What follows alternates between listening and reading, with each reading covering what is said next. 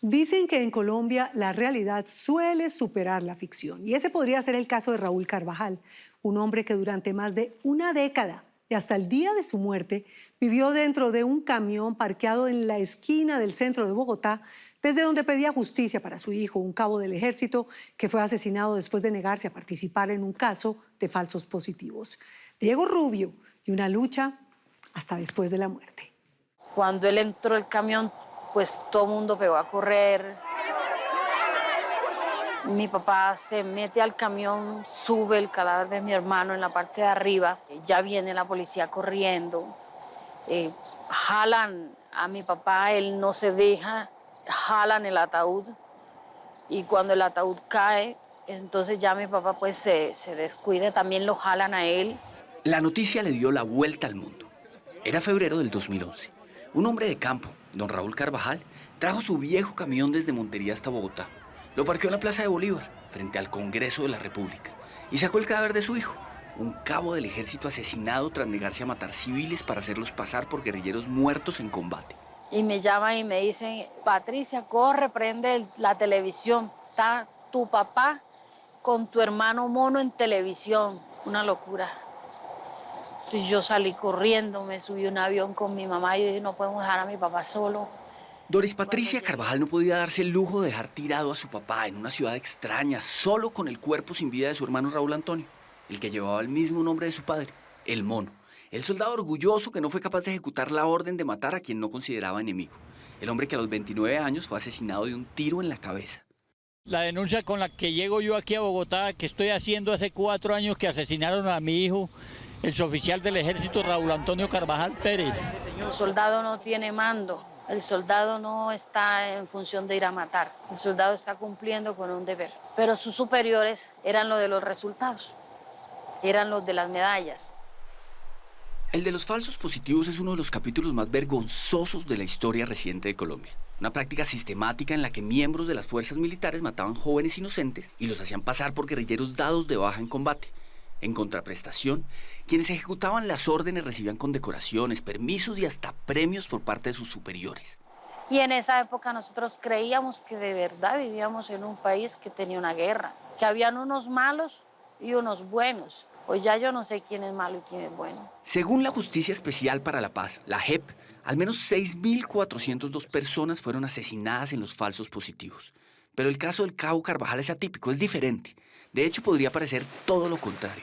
El Mono terminó muerto por negarse a matar, y su papá luchó hasta el último día de su vida para que la historia de su hijo no quedara en el olvido. Porque él dice que lo mataron a larga distancia. Yo siempre supe que mi papá era un hombre muy valiente, muy aguerrido. Con el caso de la familia de mi hermano Raúl, del cabo Carvajal, hubieron momentos en que yo pensé que mi papá ya no iba a ser capaz. Y otra vez como que se levantaba y cogía esa fortaleza. Tan fuerte y tan obstinado era don Raúl, que un tiempo después de haber sacado el cadáver de su hijo en la Plaza de Bolívar, decidió protestar a largo plazo. Entonces parqueó su camión cerca del Palacio Presidencial, lo llenó de afiches que pedían la verdad y repitió miles de veces a cualquier interesado que pasara por ahí la historia de la muerte de su hijo en condiciones que dejan más dudas que certezas. Mi papá se volvió el vocero de la familia, el medio alternativo de comunicación que nosotros no teníamos. Tenía que estar listo en el camión para que cuando alguien, fuese quien fuese, llegara y le preguntara qué es esto, él estaba en disposición para explicar y mostrar las pruebas. Para mí es que quieren desaparecer el cadáver de mi hijo también. Bueno, dice un lugar común que en Colombia la realidad supera la ficción, sobre todo en el contexto del conflicto. Y la historia de los Carvajal parece confirmarlo. Que un padre desesperado saque el cadáver de su hijo en plena plaza pública y que para completar después se quede viviendo en un camión hasta el final de sus días para rendirle homenaje, eso solo pasa en este país. ¿Quién era Raúl Antonio Carvajal Jr., el cabo Carvajal? Mi hermano Mono, único. Y de pequeños pues nos agarrábamos entre todos, pero con el Mono nadie peleaba. ¿Quién era su padre? Descríbame a su padre. Entonces, mi papá es hijo de campesinos antioqueños, llevaba y traía productos para las plazas. Viajaba por todo el país comprando y vendiendo frutas y verduras en su viejo camión. Un Dodge colorido y ruidoso que todos llamaban la Chilindrina. Don Raúl era la alegría de la casa, Y cuando volvía de sus travesías llegaba pitando, lleno de regalos, y toda la familia salía a recibirlo. El abuelo Bombón. El abuelo Bombón, ¿por qué? Ellos sabían cuando soltaba el freno del camión que eso hace un sonido y ellos se enderezaban. Entonces llegó el abuelo y salían corriendo, pero el abuelo siempre en el bolsillo traía un bombón de chocolate. Don Raúl tuvo 4 hijos. La mayor es Doris Patricia, quien ahora tras la muerte de su padre actúa como vocera de la familia. Es la que de vez en cuando da charlas sobre perdón y reconciliación, la encargada de conservar la memoria de su hermano Raúl Antonio, quien desde muy niño supo que quería formar parte de las fuerzas militares. Él decía que él quería ser piloto de avión de combate. Y cuando ya se hizo más grandecito, él entendió que eso era muy complicado. Y cuando ya estuvo más grande, dijo, yo quiero servirle a la patria, yo quiero ser un soldado de la patria. Pero el mono no quería ser uno de esos soldados que reciben llamadas y ordenan papeles. Él quería estar en el frente de batalla. Su papá estaba entre asustado y orgulloso. Temía que muriera en un combate o en una emboscada, pero al mismo tiempo le parecía necesario que jóvenes como él defendieran el país de las guerrillas y otras amenazas. Toda la familia quiere que si el hijo se va de militar, se quede sentado en una oficina. Claro. No, yo quiero ese de lancero. Pues que yo voy a ir a sentarme allá para que me vean, no. Yo voy a servir. Tocó visitarlo con agua hoy. Su hermana cuenta que fue un soldado comprometido, hasta que recibió una orden que no quiso cumplir. Sí, se negó a matar civiles para convertirlos en trofeos de guerra. En la última llamada que hizo a sus padres, les dijo que la cosa estaba fea, que ya estaba pensando en retirarse, que prefería que lo mataran a matar él a un inocente. A mí me parece que es un protagonista y un resumen muy importante de lo que nos ha estado pasando, porque es una víctima de los falsos positivos, pero al mismo tiempo es un soldado honorable que se resiste en cuerpo y alma a hacer eso. Ricardo Silva es escritor, y de los buenos. Le gusta contar historias y recrear universos de personajes de la vida real que han sido ejemplo de dignidad.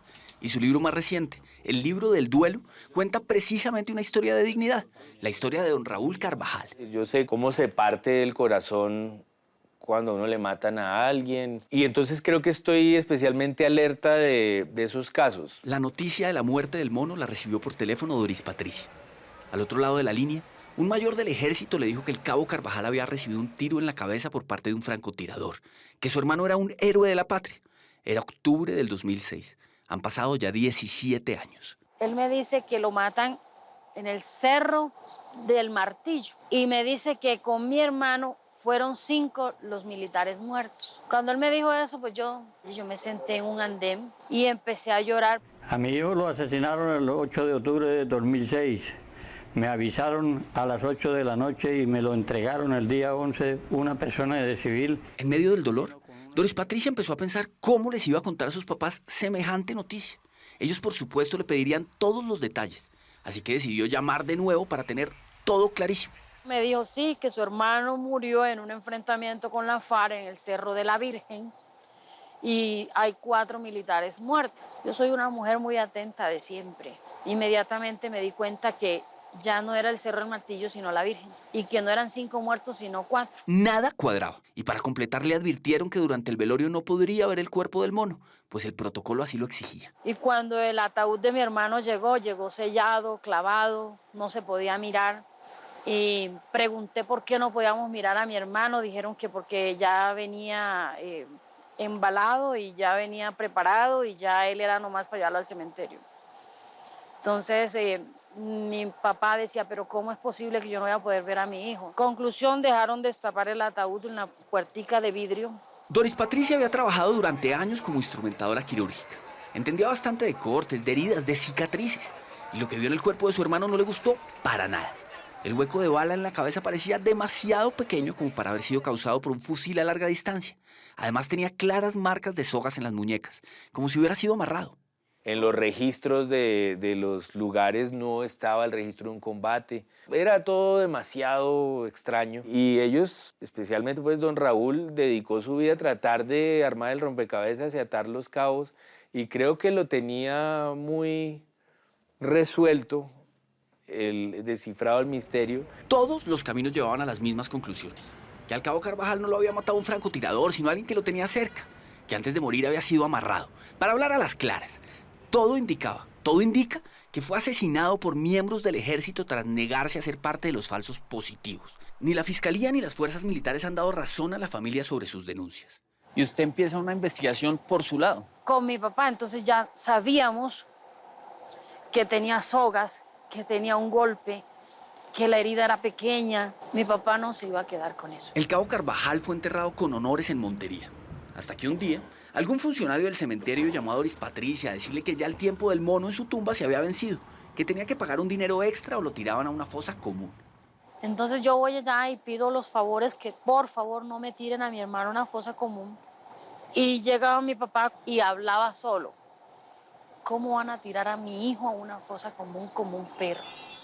Entonces don Raúl pagó una plata, pero para que le entregaran el cuerpo, y lo metió en su camión, y paró en cada pueblo que encontró en la vía hacia Bogotá para contarle a la gente lo que había pasado.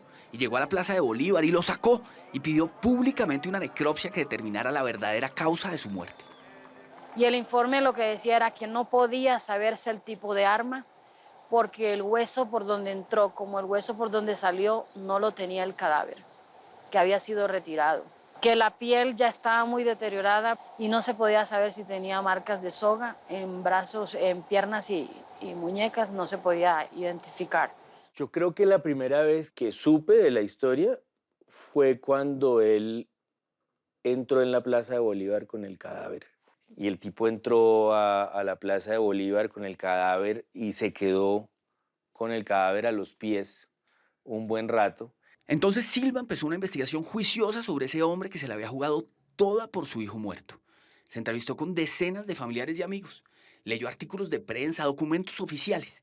Y una de sus conclusiones más potentes, como él mismo escribe en la novela, es que no hay peor huérfano que un papá que pierde a su hijo. Comencé a sospechar que él lo habían asesinado los mismos militares. Puse la denuncia en Montería, Córdoba, el día 20 de febrero de 2007. Y ese dolor enorme de tener uno que no ser el narrador de la vida de su padre, sino el narrador de la vida de su hijo a mí me suena devastador, me parece superior a las fuerzas de cualquier buen padre. Sí. Y mientras Silva investigaba, don Raúl volvía a Montería con el cuerpo del mono para enterrarlo definitivamente. Y no había pasado ni una semana cuando él y Doris Patricia empezaron a recibir amenazas, que eran unos sapos, que se quedaran callados, que les iban a lanzar una granada, que ya sabían dónde encontrarlos. Aprendí a hacer la maleta de los desplazados. En la cama se tira todo lo que vas a llevar, que puedes llevar, y haces un nudo. Fue entonces que el viejo Carvajal sintió que debía volver a Bogotá y hacerse aún más visible. Ubicó a su mujer en una casa donde difícilmente podrían encontrarla. Cambió su viejo Dodge por un furgón más moderno. Lo empapeló con mensajes que pedían verdad y justicia. Y decidió que viviría ahí, en la parte trasera del furgón, hasta el último día de su vida. Conectó al camión, no sé cómo lo hacía, una estufa eléctrica. Y él hacía cocinados ahí dentro en unas ollitas que él tenía. Y ahí también tenía un colchoncito en el piso, lo ponía en el piso del camión. Vivía con muy poco de los ahorros que tenía por la venta de una casa familiar. Pasó tantos años parqueado en una esquina de Bogotá que la gente empezó a llamarlo Don Furgón, o también el padre de la resistencia. Pero ustedes nunca le dijeron, papá, Sí. véngase, viva tranquilo, váyase con mi mamá. Te veo muy agotado. Te estoy viendo enfermo. Si quieres te reemplazo. Me dijo, no, si yo hago eso, yo no soy capaz. Porque yo, aunque me toque quedarme de por vida, ahí lo voy a hacer. Porque yo necesito la verdad de mi hijo. Don Raúl Carvajal, el abuelo bombón, Don Furgón, murió en el 2021 tras sufrir un coma diabético. Tenía 73 años. Hemos tenido pues la vocación a hablar de los antihéroes y de los personajes con sombras, pero sí hace falta retratar gente admirable, gente conmovedora, consistente. La consistencia tiene algo de locura y al mismo tiempo algo muy conmovedor. Mi papá es un hombre valiente, esforzado, de buen corazón, noble y honorable. Es mi héroe. Ese es mi papá.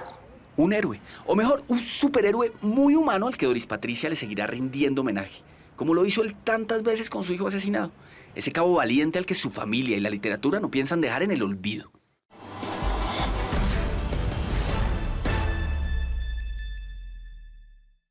El lanzamiento del libro del duelo, la novela sobre don Raúl, será el próximo 26 de septiembre. Muy recomendada. Hola, los invito a que se suscriban a nuestro canal de YouTube aquí. Y si quiere ver alguna de nuestras grandes historias, es fácil. Haga clic aquí. Chao, nos vemos.